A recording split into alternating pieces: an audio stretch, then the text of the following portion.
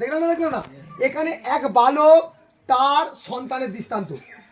বিশ্বাসীদের আমরা অনেক সময় দেখি বাবার বিশ্বাস চলে যায় কিন্তু মায়ের বিশ্বাস যায় না, তাই তো আজকে নারীরা কি হয়, ভবনেতে ভরে যায়, বাবারা কম থাকে। সকালবেলা লিয়া প্রভু জানে নারীর দ্বারাই সবাই আসবে। নারী যদি পলায়ন, নারী যদি আজকে পাপ করতে পারে, নারীর দ্বারাই তারা আশীর্বাদ পাবে। হালেলুয়া। কেননা পরমেশ্বর পিতা এখানে কি কথা বলেছে, বিলকুল এক দৃষ্টান্তর কথা বলেছে। সকলে মনোযোগ দাও, যারা আজকে চাঙ্গা হতে যাও মনোযোগ দাও। এখানে পরমেশ্বর পিতা বলেছে যে এক বালক বারবার আগুনে পড়তো, বারবার জলে পড়তো। এর রোগের সিমটল ছিল মিগ্রি রোগগ্রস্ত। আমরা জানি যে মিগ্রি রোগগ্রস্ত সিমটল বারবার আগুনে, বারবার জলে, আর মরার জন্য ছটফট করতো।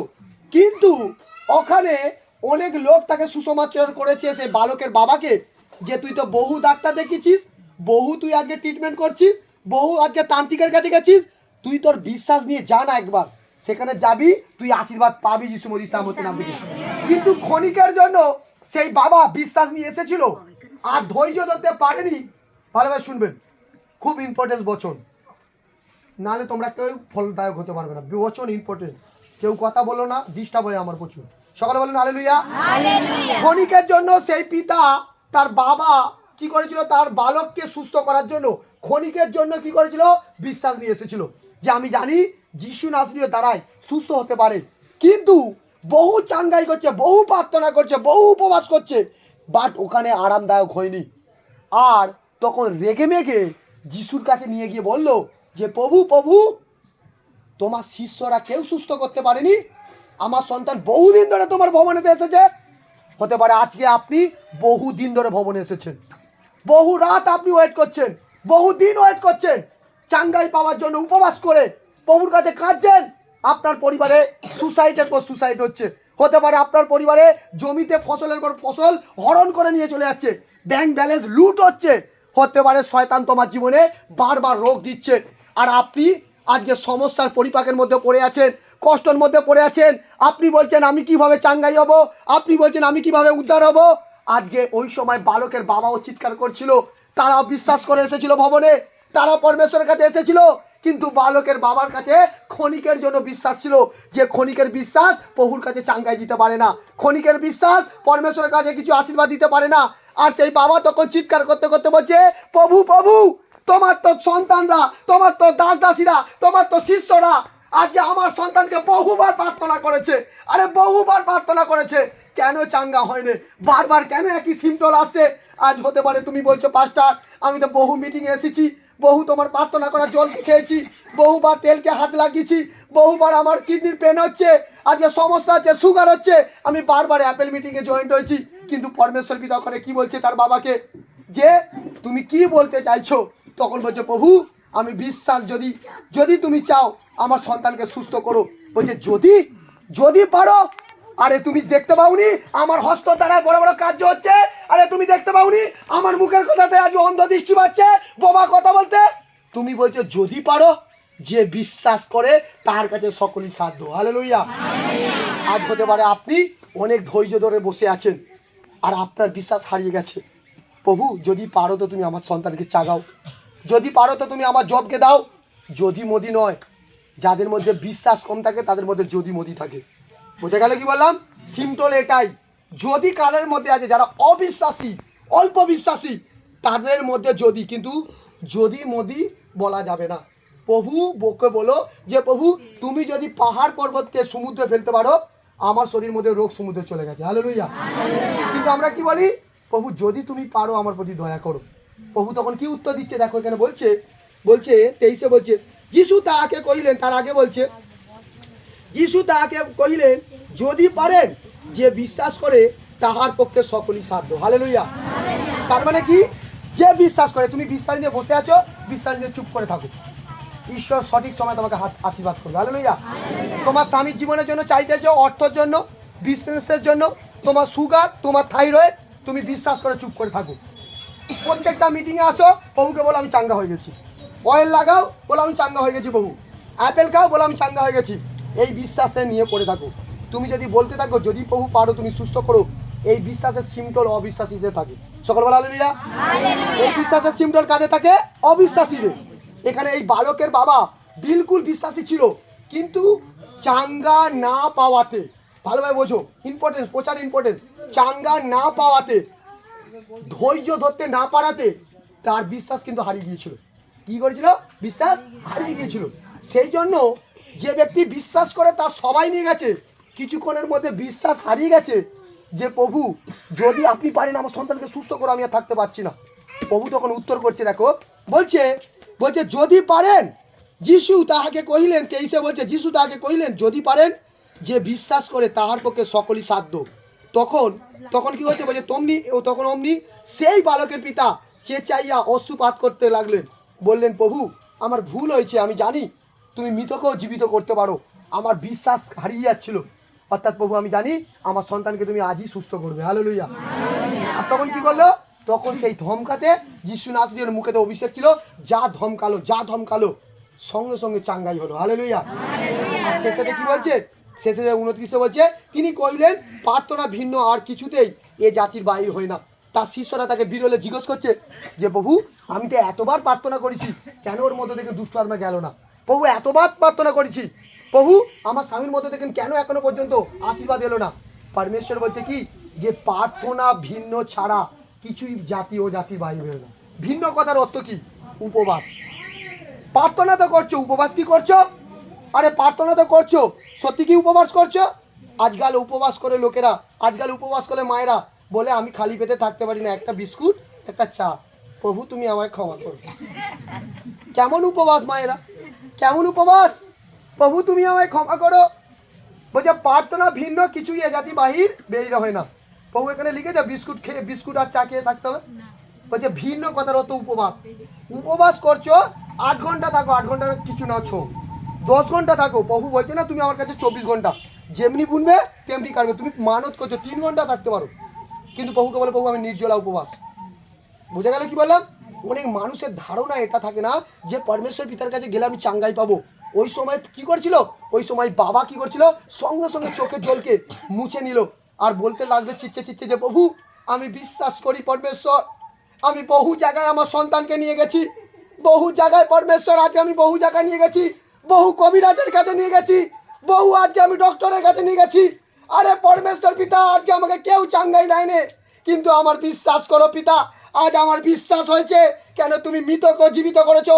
আরে মৃত লাশারকে যদি তুমি গুহা থেকে বার করে আনতে পারো, যদি আজকে বোমার মুখেতে তুমি কথা বলাতে পারো, আজ বিশ্বাস করছি তোমার মুখের অভিষেক নামবে, আমার সন্তান মিগরি রোগগ্রস্ত থেকে আজাদ হবে। যিশু মসিদ আমাদের চাঙ্গাই পাবে, যিশু আমাদের উদ্ধার পাবে, যিশু আমাদের।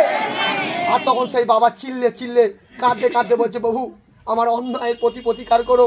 আজ কোনো বিশ্বাসী, কোনো মা, কোনো দিদি, কোনো ভাই, কোনো সন্তান যদি আজ অবিশ্বাস করে থাকো, আজ বিশ্বাসকে বাড়াও। আমার পরমেশ্বর বলছে বিনা বিশ্বাসে পৃথিবীর পাত্র কোনো শব্দ নয়। আরে যে ব্যক্তি ঈশ্বরের কাছে উপস্থিত হয় তাকে বিশ্বাস করা দরকার যে ঈশ্বর আছে। তোমাদের সামনে বড় বড় সমস্যা গেল, তোমাদের সামনে যে স্বামী বিশ্বাস করছিল না সেই স্বামীও পর্যন্ত আজকে ঈশ্বরকে মনোনীত করেছে। কেন তোমার স্বামী আজকে আসবে না? আজকে তোমাদের সামনে টিউমার চলে গেছে, সেই টিউমারের সাক্ষী হয়েছে, তোমার টিউমার কেন যাবে না? আজকে তোমাদের সামনে সাক্ষী হয়েছে ব্যথা যন্ত্রণা কষ্ট চলে গেছে, সেই ব্যথা যন্ত্রণা কেন তোমাদের যাবে না? তোমার বিশ্বাসে যদি অবিশ্বাস থাকে কখনোই যাবে না। সেই সময় কি করছিল? ওই বালক চিল্লে বালকের বাবা চিল্লে তার পিছন দিকে দেখছে, তার সন্তান বারবার সেই ফেনা বেরোচ্ছে মুখ থেকে, বোবা আত্মা ধরে রেখে দিয়েছে। আর দেখছে বহু, আমি বহু জায়গায় আজকে বেড পেশেন্টকে নিয়ে গেছি, বহু জায়গায় পান পাচ্ছে, পবিত্র আত্মা পান ছাড়া হয়ে যাচ্ছে পরমেশ্বর, যেখানে যাচ্ছে সেখানে বলছে এই কোনো সিমটম নেই, কিন্তু পবিত্র আত্মা কোনো রোগের ওষুধ নেই। আজ আমি বিশ্বাস করি বহু, আজ যেই জায়গায় এসেছি, আজ অয়েল মিটিং, আজ আমি অয়েল লাগাবো, যেই জায়গা লাগাবো আমার বিশ্বাস এ অয়েল নয় বহু, তোমার স্বর্গ থেকে রক্ত, আমি চাঙ্গা হব যিশু মসিদ আমাকে, আমি উদ্ধার হব যিশু মসিদ আমাকে। আর তখন তাকে কি বললো? প্রভু যিশু তার বিশ্বাস দেখে ধমক দিল যে যা গোগা আত্মা বহির আত্মা বেরিয়ে যা। আর যা বেড়ে যেতে হিলিং করলো, মাটিতে চুপচাপ শুয়ে পড়লো। বহু লোক সেখানে বিশ্বাস করছিল যে ও মারা গেছে, কিন্তু কিছুক্ষণ বাদে তার বাবা কি করলো? বিশ্বাস করে যখন তার পাকে ধরতে গেল, প্রভু যিশু তার ছেলের হাতকে ধরে বললো উঠ সন্তান, সাহস কর, উঠে বেড়া, আমি নয় স্বর্গের পিতা তোকে আশীর্বাদ করেছে, আজকে দেখেন তুই সুস্থ হয়ে গেছিস যিশু নামে। আজ বিশ্বাস আছে তোমাদের কলসিয়া? আজ বিশ্বাস আছে? আজ অয়েল মিটিংয়ে সেই অয়েল আজকে আমি লাগাবো, চাঙ্গাই হবো। আজ বিশ্বাস আছে? আজকে বচন বচন দ্বারা চাইবো আমি চাঙ্গাই হবো। আজকে ফেলিওর কেউ হবে না, আজকে কেউ পুরস্কার না পেয়ে না যাবে এরকম কেউ ব্যক্তি নেই। আজ বিশ্বাস করো, আমি প্রভাত থেকে ভোর থেকে প্রভুর কাছে চেয়ে এসেছি যে প্রভু উলবেড়ে একবার সভা করতে যাই মাসে, কিন্তু কেউ আশিসই পাবে না এমন কোনো ব্যক্তি নয়। পরমেশ্বর একটাই কথা বলছে যে বিশ্বাসী সিমটল দে আর অবিশ্বাসী সিমটল দে। অবিশ্বাসীদেরকে বিশ্বাস বাড়াতে বল, কেন আমার জন্মদিন এসে গেছে। যে ক্ষুধার কাছে জন্মদিনে মা আমি শুনে রাখো বলে দিচ্ছি, ভিন্ন কথার অর্থ এখানে উপবাস 1 তারিখ থেকে 31 তারিখ 30 তারিখ 31 আছে না, নাই 30 তারিখ 31 তারিখ প্রভু যিশু বলছে যে আমার জন্মদিনে যে আমার কাছে আসে তাকে গিফট দেয় না, দেয় না? আরে জন্মদিনে গিফট দেয় না, দেয় না? বেশি বেশি 1 মাস উপবাস করো, 21 দিনে উপবাস চলে যাও, 7 দিনে 15 দিনে জন্মদিন মাসে পরমেশ্বর একটা রু টাচ করে খুদার কাছে বলে প্রভু যে কাজ মানুষের কাছে অসম্ভব, যে কাজ ডক্টরের কাছে অসম্ভব, তোমার কাছে সম্ভব পিতা। আমি জানি পরমেশ্বর তুমি আমাকে আজকে খালি হাতে যাবে না। আমি জানি 2024 আমি বিশ্বাস লাগাবো, 2025 সালে জানুয়ারিতে আমি রিপোর্ট করব ডক্টর নয় বাবু, স্বর্গ থেকে খুশির খবর আসবে যিশু মসির নামে। আমার গর্ভে সন্তান আসবে যিশু নামে, আমার বাড়িতে আনন্দ আসবে যিশু নামে, আমি চাঙ্গার বরদান পাবো যিশু নামে, আমার বাড়িতে ধন সম্পত্তি আসছে যিশু নামে। আজকে দেখেন শুরু করো, আজকে দেখেন প্রার্থনা করা শুরু করো। তখন শিষ্যরা বিরলে বলছে প্রভু আমি কেন ছাড়াতে পারলাম না? বলছে হ্যাঁ ছাড়াতে এই জন্যই পারিসনি, সব সময় উপবাস করতে করতে কলা খাচ্ছিস, আঙুর কাটছিস, আপেল কাটছিস, আর শুধু প্রার্থনা দ্বারা কি ছাড়ে? কিছু কিছু শয়তানের ছাড়াতে গেলে পাওয়ার থাকতে হয়, পাওয়ার। হালেলুয়া, সেই পাওয়ার তোমাদের মধ্যে আসবে। কি বললো? ভিন্ন, এখানে বলছে তিনি কহিলেন প্রার্থনা ভিন্ন আর কিছু এ জাতির বাহির হয় না। কিন্তু তার আগে বলছে 28-এ পরে তিনি গৃহ হতে আসিলেন আর শিষ্যরা বিজনে অর্থাৎ আড়ালে তাকে জিজ্ঞাসা করিলেন যে আমরা কেন আমরা চেষ্টা করছিলাম, কেন ওটাকে ছাড়াতে পারলাম না? প্রভু যিশু বলল তোমাদের প্রার্থনা আছে, উপবাস নেই। আজ প্রিয় খ্রিস্ট বিশ্বাসী যাদের প্রার্থনা আছে, উপবাস নেই, তাদের মধ্যে দেখেন বড় বড় পর্বত কখনো যাবে না। পর্বত যাবে, সমস্যা বড় বড় পর্বত। এখানে পর্বত বলছে বড় বড় সমস্যা। তাই জন্য মার্ক লিখিত সুসমাচার 11 অধ্যায় 22 আর 24 পদ কি বলেছে? বলেছে এই জন্যই বলেছে যে তোমরা সত্য সত্য আমি তোমাকে বলতেছি, তোমরা যদি ঈশ্বরের প্রতি বিশ্বাস রেখে বলো পর্বতকে উপরে দিয়ে যাও, সমুদ্র গিয়ে পড়ো, তাই হবে। হালেলুয়া। আরে বলেছে না বলেনি? কি বলছে? বিশ্বাস করে, বিশ্বাস করে যদি পর্বত ভেঙে যেতে পারে, আরে তোমার কিসের পর্বত আছে? আরে অভাব কেন আছে? আজকে চাও, উপবাস করো, অয়েল লাগাও, বাইবেল পড়ো, আশীর্বাদ আসছে যিশু মসির নামে, স্বর্গ থেকে উত্তর আসছে যিশু নামে। আরে কেউ ফেলিওর নয়, সকলে আশীর্বাদ পাচ্ছ যিশু নামে।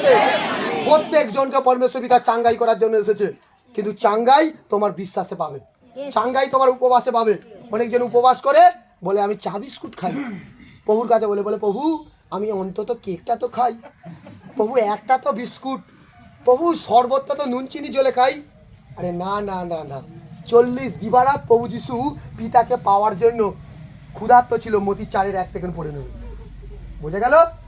লাস্টে কি বলে গেছিল? প্রভু যিশুর কাছে কে এসেছিল? স্বর্গের দূত এসেছিল, বলছে তুমি জিতে গেছো, তুমিও প্রভুর জন্য চাও, তুমি প্রভুর আশীর্বাদ পাওয়ার জন্য তোমার সন্তানকে আজকে নষ্ট না হতে দেখো, স্বামীকে যদি নষ্ট না হতে দেখো, তোমার আজকে পরিবারকে নষ্ট হতে না দেখো, আজকে থেকে উপবাস করা শুরু করো, ডিসেম্বর থেকে উপবাস করা শুরু করো। আর এই উপবাসে এমন শক্তি আসবে, আর উপবাসের সময় ঘোষণা করো যে প্রভু আমি যিশুর নামে আদেশ করছি, শয়তান তুই আমার বাড়ি থেকে এই রোগ বিমারি নিয়ে পালিয়ে গেছিস, ও পলায়ন হবে যিশু মসির নামে। আর ওই সময় ডাঁট দেবে, হে শয়তান দুষ্ট আত্মা, আমি তোকে গোমা আত্মা, হে জ্বরের আত্মা, হে ফাইন্যান্সের আত্মা, হে দুর্বলতার আত্মা, হে সুসাইড করার আত্মা, লড়াই ঝগড়ার আত্মা, যে পরিবারে প্রবলেম হয় সেই পরিবারের রোগের আত্মা নিয়ে প্রার্থনা করো। আর ধমক দাও তোমার মুখেতে যে প্রভু তুমি বলেছো সর্প বিচ্ছুকে লুকেতে 10-19 বলেছো সর্প বিচ্ছুককে তোমার পায়ের তলা দলিত করার জন্য অধিকার দিয়েছো, এবং শত্রুর উপরে এই পৃথিবীর সমস্ত ক্ষমতা শত্রুর উপরে তুমি আমাকে দিয়েছো পিতা। আমি তোমার সন্তান, আমি জিজাস প্রভু যিশু, আজ আমি মুখ থেকে ঘোষণা করছি, হে অভাবের আত্মা, দুষ্ট আত্মা, রোগের আত্মা, এই পরিবার থেকে রিপোর্ট নিয়ে এই মুহূর্তে দূর হ যিশু মসির সামনে না থেকে। আগামী দিন আমি 2025-এ যাবো, রিপোর্টের সাথে হাসতে হাসতে যাবো, আর সারা বছর হাসবো যিশু মসির সামনে না থেকে। যতজন এরকম প্রার্থনা করবে ঘোষণা করো, ওই সময় উপবাস সতী ঘোষণা করো, প্রত্যেক দিন ঘোষণা করো, বলো প্রভু আমি হাঁটতে আসিনি, বরং আমি শয়তানকে হারাতে এসেছি। হালেলুয়া। বলো, আমি হাঁটতে আসিনি, আমি শয়তানকে হারাতে এসেছি। যিশু নামে। কেন বাবু? তুমি আমার বল, তুমি আমার চট্টান, তুমি আমার শক্তি, তুমি আমার রক্ষাকর্তা, তুমি আছো। আমি জানি জগতে আমি অনেকবার হেরেছি, তখন তোমাকে পাইনি, কিন্তু আজকে পেয়ে গেছি। তোমার স্বর্গের দূত আমার পাশে আছে। যখনই হাত তুলবো স্বর্গ থেকে আশীর্বাদ আসবে, যখনই বাইবেল পড়বো আশীর্বাদ আসবে, আমাকে শক্তি দেবেন, আশীর্বাদ আমি পাবো। যিশু মসজিদ আমাদের নামে। আমি আশীর্বাদ পাবো যিশু মসজিদ আমাদের নামে। আর তখন পরমেশ্বর পিতা বলছে, যা তোদের বিশ্বাস, তোরা যেখানে হাত দিবি।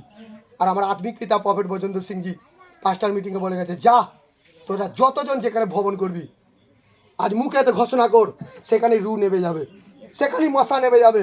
বিশ্বাস রাখো, পাস্টার যেই প্রফেটের সাথে তুমি চলছো, যদি নম্র